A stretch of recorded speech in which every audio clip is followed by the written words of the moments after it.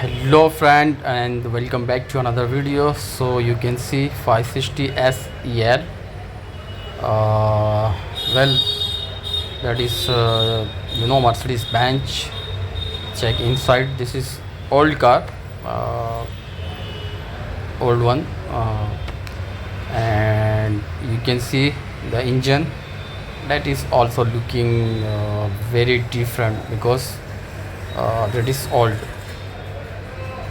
Check engine like that. So in this car, problem about engine starting issue. Car, when I'm going to engine start, just start, then engine off within 10 to 20 seconds.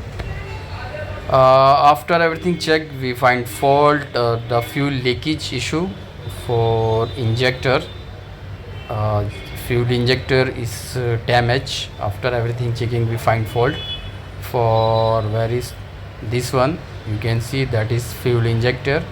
We find fault, the fuel injector is damaged. Fuel injector and also the o-ring for seal is all. So that is used one, and here is new one.